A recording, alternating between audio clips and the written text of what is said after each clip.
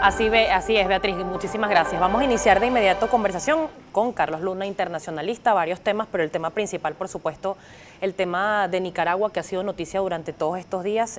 Carlos, primero, pues, bienvenido.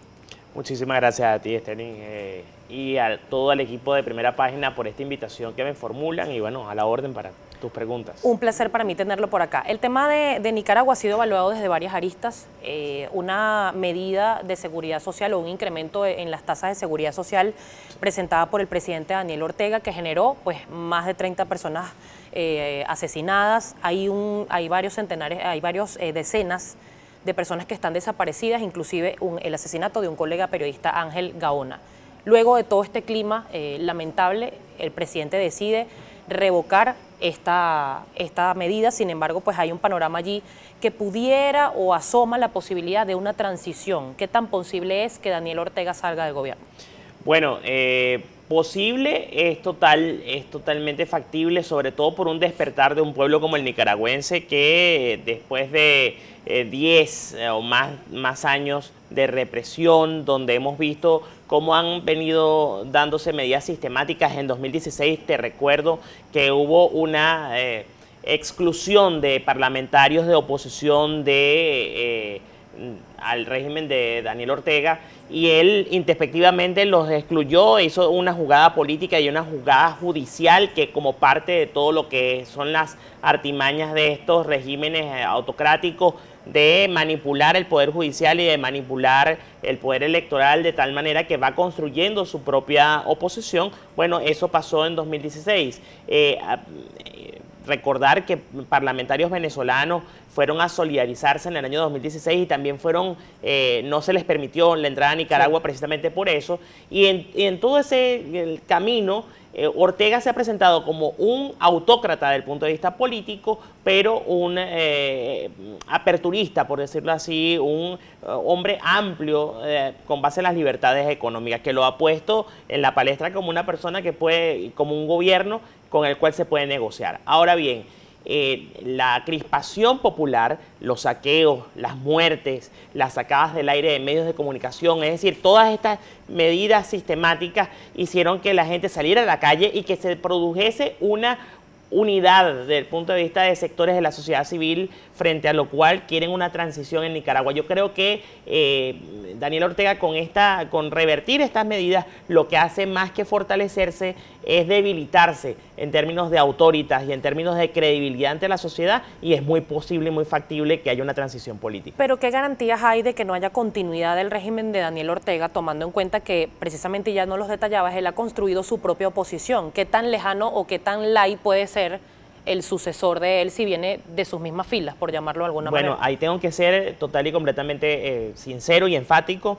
En la mayoría de la bibliografía que podemos revisar de los procesos de transición política en el mundo, nos damos cuenta como que en un alto nivel siempre la transición no viene de un régimen autocrático a un régimen democrático abiertamente, sino que hay un punto intermedio, unos cuadros derivados disidentes del mismo sector autocrático que se ponen en contra de él inicialmente, generan una fractura, esa fractura produce la transición y son estos grupos los que asumen el poder. Es decir, que no nos podría extrañar en ningún sentido que alguien del sandinismo, pero un revisionismo del sandinismo, puedan ser los que tomen que sean bien percibidos, obviamente, por la sociedad nicaragüense, puedan ser los que tomen el poder. Ahora, una cuestión bien clara: garantías van a haber, garantías internacionales van a haber, porque todo esto es un plan geopolítico enmarcado en el socialismo del siglo XXI, es decir, regímenes como el de Evo Morales en Bolivia,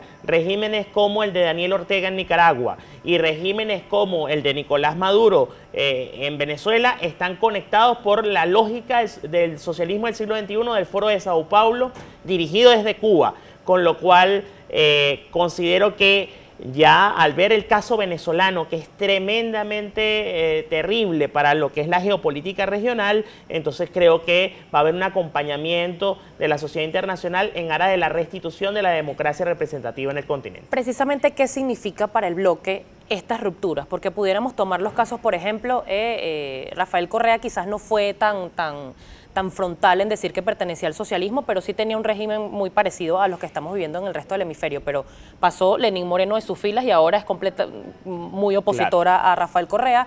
Está pasando con Cuba, se rompió la era Castro, pero asumió a alguien que es ligadísimo al Partido Comunista. Claro.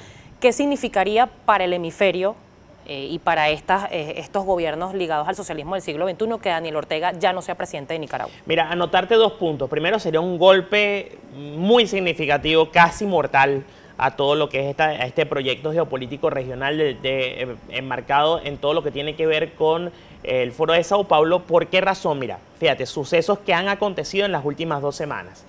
El cambio en la transición política en Cuba, que querrámoslo o no, es una transición que viene desde tiempo atrás. No fue que con la llegada de Díaz-Canel se dio la transición. Claro, estaba trabajada. Exacto, estaba totalmente trabajada. Lenín Moreno en Ecuador, el hecho de que Mauricio Macri sea el presidente en Argentina y no sea Cristina Fernández de Kirchner, todo lo que ha pasado con el proceso brasilero, es decir, que primero Lula haya sido enjuiciado, que haya salido del poder por un impeachment Dilma Rousseff, es decir, que todos los cuadros del PT estén diezmados, y es decir, cada vez hay un giro del péndulo político hacia la derecha. Yo no me gusta utilizar el término derecha, pero sí hasta hacia versiones de gobierno más pragmáticas y más liberales, y sobre todo porque esto es un gran fracaso para la izquierda internacional, por lo menos en América Latina, que es muy buena criticando, que es muy buena haciendo oposición, que es muy buena organizando para desestabilizar gobiernos, pero muy mala gobernando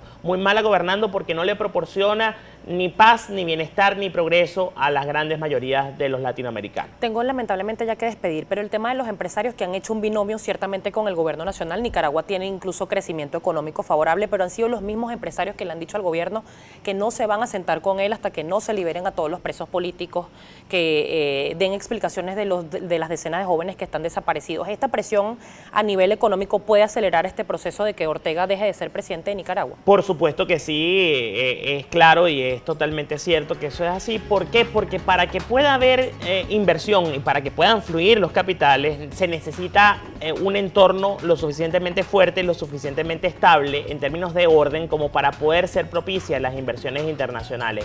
Y con un clima donde hay saqueos, en un clima donde no hay garantías precisamente de que con un decreto se puedan cambiar todas las reglas de juego sin ningún tipo de control de los poderes públicos, simplemente es inestable cualquier gobierno en la región y en el mundo. Carlos, un placer Muchas que nos gracias hayas acompañado. Lamentablemente el tiempo se hizo corto. Son las 8:09. Estábamos conversando con el internacionalista Carlos Luna. Nos vamos a una nueva pausa acá en Primera Página, pero no se aparte, al regreso hay mucho más.